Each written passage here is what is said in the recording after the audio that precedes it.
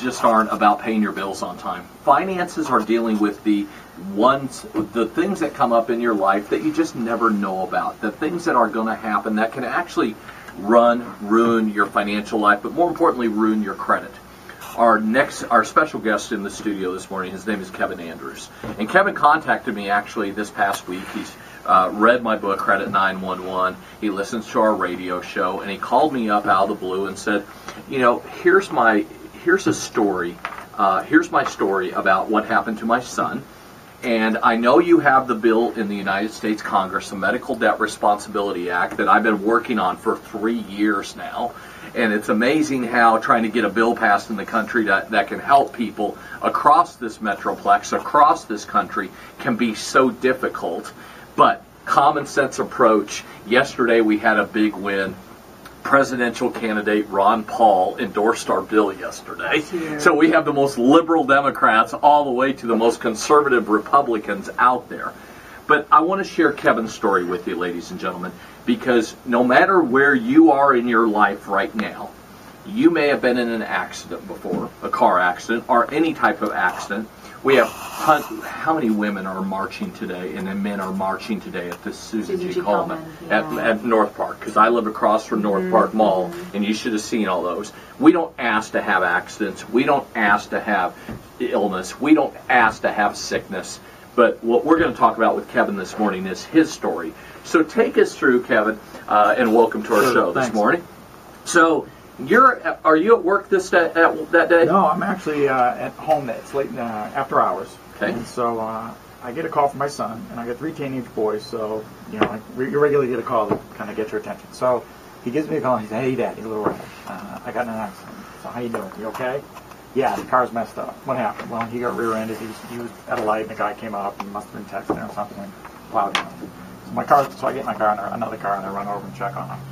And his girlfriend had already been taken to the hospital, and he was a little rattled, and they wanted to take him to the hospital as well. So we did that, and I talked to the police, and he went in the ambulance, and I met him there, and they did some tests, and they really seemed great. So both he and his girlfriend were fine, which is what's most important. Right, yeah. Great, wonderful. So they're off to the races, and they're being high school kids, and we're waiting for that to get resolved, and they paid to get the car fixed, and his bills never come across, and I think we're doing okay.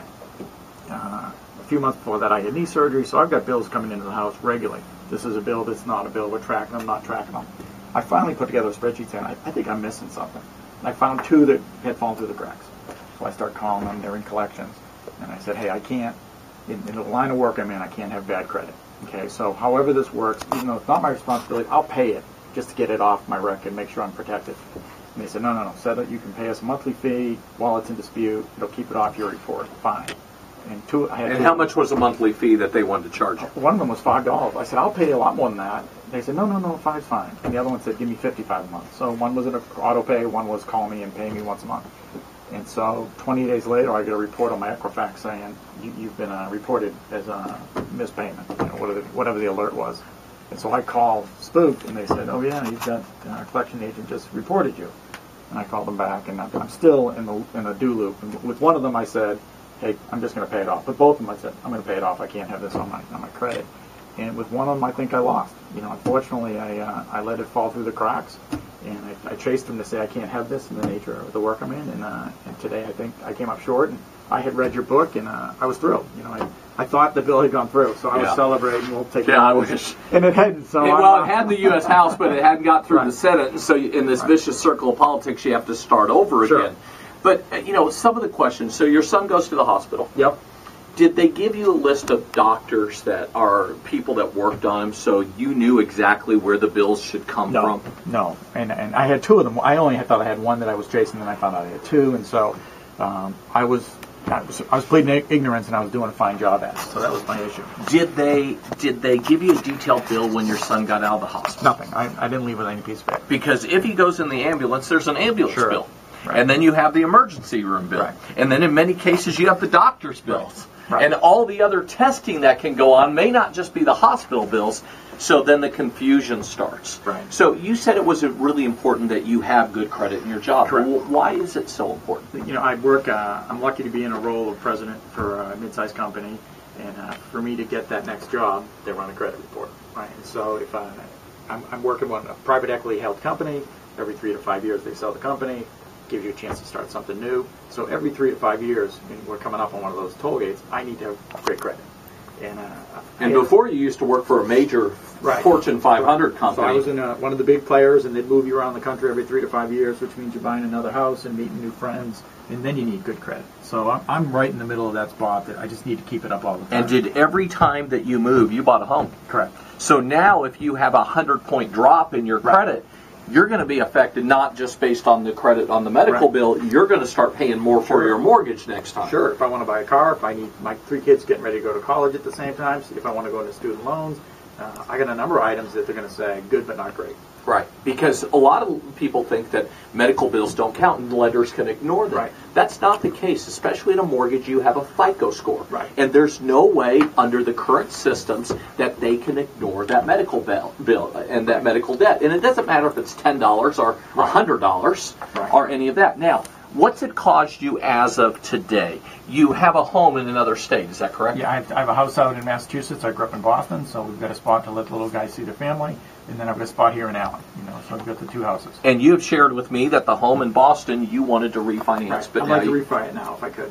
And the problem is your credit score's gone down, so it's going to cost you more money. Right. And everything else. So, the other thing I would tell you is you need to make sure with your home insurance company that you pick up the phone and call them, because anytime you have a drop in your credit score, they will raise your your rates. Right. So tell me, now you're down the road, you've set up you were trying to set up the payment plans, and then all of a sudden the collection notice comes through, but you look like a real responsible guy. Sure. You dress nice and all that. Do you pay your mortgage on time? I haven't missed a bill in 15 years. So you pay your Car, credit mortgage, credit cards, everything on time. I set them up for the auto payment, so if I'm scrambling and I miss it, it gets paid. Right? And if you make a payment on there, Kevin, if you make a good payment, you get a good mark on your credit. Sure. And if you did miss a payment, you would get a bad mark on your credit. When you set up these medical bills of paying $55 or $5, did they ever report that to the credit bureaus that you were making good payments? No. So what's different, ladies and gentlemen, is you only with medical, you don't get a monthly statement normally, and they don't report if you're a good player. Right. They only report if you're a bad player. Right. And that's why medical debt is unique. Kevin didn't ask for his son to get in an accident, sitting there by himself with his girlfriend, at an intersection or at a stoplight, and boom, all heck breaks loose. Sure. So here's what's going on. And what the Medical Debt Responsibility Act does is if Kevin goes and pays that medical collection, or when the insurance company pays it, rather than waiting 7 years, it comes off in 45 days. Think about this. The one company you shared, you worked for General Electric, right? Sure. What's Jeffrey Immelt's job other than just chairman of the board of General Electric? He is the job czar for President Obama. Right. So he wants to create jobs. So would you say, because you've been affected by this, and down the road you may not be able to get a mortgage, if this is wiped off there, if your credit goes back up, I tell everybody that this will create jobs because it's going to help the housing market. Every single day I see people in there. Sure. This is a situation where it's going to improve people's credit because people like yourself. See, everybody thinks that when you hear medical bills, you're talking about people that just don't pay their bills. Right. And I'm telling everybody it's people just like you. Professional people. Hardworking people, responsible, not deadbeats. Sure. Tell me about your education. Yeah, I have a plastics engineering degree, and I've gone on and been lucky to roll through, serious roles in some of these better performing companies. And you'd think I got my head on straight, right? And so you're a smart guy. I do all right, And so when I look at it, I said, I had to be asleep at the wheel. How did this happen? And then you realize the mistake's going to chase me, right? So I get 7 years, and that same week I pick up an envelope, I crack it open, another one of the medical envelopes that they all look like pig Latin. So I crack it open. It's a check for $189. You overpaid. Oh, okay. So on my knee surgery, one of my bills I overpaid. I don't get any credit points for that. Of course not, yeah. So but all of a sudden you call your collection company, talk about your son's bill. Right. And what happens at that point when you're on the phone with them? Oh, I've called them 5 or 6 times trying to get this resolved. And the frustration is, I said on the first call, I'll pay it all right now if I have to. No. Okay. So we go through 5 or 6 calls trying to clean it up. Wednesday, I'm on the phone with them. Out of the blue, halfway through my call. Oh, hey, we got another item that's in collections from 2009. What? What? Exactly. What? I said, hold on. How much is it? $152. All right, we're paying that. What do you mean? I said, I'm going to pay it before we hang up. Don't let you go. Let's pay it off in full. I said, I've been talking to managers, entry-level folks. I've talked to multiple people saying I can't have a credit hit.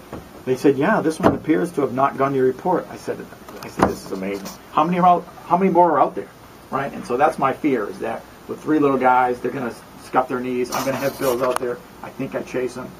Every month, I'm running a spreadsheet to say, how am I doing with what I spend this month? What bills did I pay? Am I missing one because I don't see it filled in yet? So I'm putting my effort in. And again, I came up short. You know, and Kevin and I can relate to you on this level where you're like, okay, is another one going to surface? You know, Sure. Tomorrow's another day. This past week, unfortunately, I was in the hospital because they thought I broke my nose. Yeah. And as I'm sitting there holding my face together, I'm thinking about my credit score. And this is what it's done to us. It's nuts. Yeah. Well, and what's vicious about it is, and what's I think is real unfair, is a $5 collection is weighted the exact same way as a $5,000 collection. And under the Medical Debt Responsibility Act, what will happen is if you pay or settle a medical collection under $2,500, then rather than waiting 7 years to come off, it's 45 days. Sure. And basically what's going on is most people don't realize they have the medical debts on their credit until they come in to apply for a mortgage, because you don't go around pulling your credit all the time, correct? Right, I wouldn't have known. And Kevin, and I'm just as confused when you get that piece of paper that says, this is not a bill. This is not. And then all of a sudden you have all these things accruing and you're like, but I never got a bill. Right. I keep a folder. I said, here's my knee surgery folder. Here's my other folder. For each of the kids, here's them folders. And I'll look at them and I say, I don't know where I stand. Yeah, and I don't know who to call. frustrating. I can't call the energy group or the gas company and say, am I behind? Yeah. I don't know who to call. Yeah. And so I can't plead ignorance. It's my responsibility. But it's frustrating to think I've been playing by the rules for so many years and now I'm behind. So, and that's truly the case. You play by the rules. Yep. And here's what I would tell everybody out there. Free markets only work if you have accurate information. 20%, according to the American Medical Association, 20% of all medical bills have errors on them. Right. Then they go into your credit report. And people say, remember when I said earlier, or when we were talking about the number of people underwater on their mortgage? Like 50% of people are projected to be underwater. Mm-hmm. You know, during the biggest defaults, car loans, mortgages, all that, you're sitting there, and during the mortgages, I believe it was up to 10%. It's less than that, but 10% default nationwide. I sat down with Senator John Cornyn, and I said to him, according to my statistics, 12% of the people that I surveyed that are in collections have paid the bills. 88% have not paid the bills.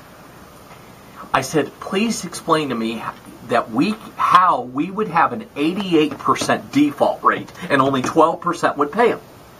It can't. It's fundamentally not the way that it would be. You can't have that big a number. 88% of people aren't like Kevin. Sure. Okay? He's part of the 88% that want to pay their medical bills, but get pressure. I mean, just say, a lot of times, you know what, if you know what's on your credit, would you sometimes say, heck with it, because I don't get anything for it because it's going to stay on there? Would you think, that may not be your mindset, but if you're regular, you know, do you think that would happen? For sure. Yeah. I'm going to pay it. So, but I'm thinking, hey, if I missed it and I'm not top of the heap, plenty of people are missing it. That's my feeling. And I got on the phone, I called my brother. You know, I read the book. He's going through a situation where he's going to be divorced. I said, hey, pick up this book. Why? He doesn't want advice. I said, pick up the book. It'd be great. I got kids that are getting ready to go to college. I go, read this. You're going to go off. Don't buy yourself a credit card. Don't do all that. And so I just was fortunate that I got here and I was okay. But when I'm finding all the pitfalls, that's what worries me. Well, and here's what I want to do. I'm going to bring in somebody else real quick. I'm going to bring Paula in, get her in here, because Paula does medical billing. Okay. Get her out of here. Yeah. Come on. Come here, Paula. Get on there. Pull that headset real quick. The other way. Hey. Tell a little about your past. How long have you been in the medical billing business? About 15 years. And what was your responsibility? I bill patient charges, collect, post, and report. And when you're going through these bills, you've seen people go into collections. Mm-hmm. You see them all the time go into collections. What's some of the causes of people going into collections? A lot of times the patient isn't responsible for their own bills. They've got family members that are responsible for the bill. They don't want to pay it because it's not actually their bill, and therefore when the bill comes due and they look at it and say, well, this is for my mom or dad, we don't need to pay that right now. We'll pay our own bills first. Do you also see, are there errors on these items? Yeah, there's errors all the time due mostly the physician's handwriting. Really? Yeah. Something as simple as that. That's scary. It's amazing the fact that they scribble down things and we're supposed to decipher what it really says, post it, have somebody responsible for that charge. So your fate is in some person's bad penmanship, basically. Pretty much, yeah. That is Yeah. Or somebody, do you think people in your industry, you've been at it for 15 years, how many of it is the person putting together the documentation? How much of the errors do you think that would be? Well, I'd hate to put blame on myself. I'm the one that has But other people in your job, do you think Yes. that it's not bulletproof? No, and when we have to contact the insurance companies and say, look, we made these errors or you made these errors, nobody wants to claim responsibility for it. So nothing actually happens. So then it goes to collections, Right. and we see it all the time. Folks, what I did is I did a research study that 5,100 out of 5,100 people that applied for a loan, 2,200 of them had at least one medical collection. Out of those 2,200 people, there were 10,200 medical collections. 12% were paid, 88% were not paid. Here's what I want everybody to do. Go to rodneyanderson.com. Go onto my website. Go under the Medical Debt Responsibility Act. Tell your story. Hey, put together an iPhone video of tell your story. Send it to us.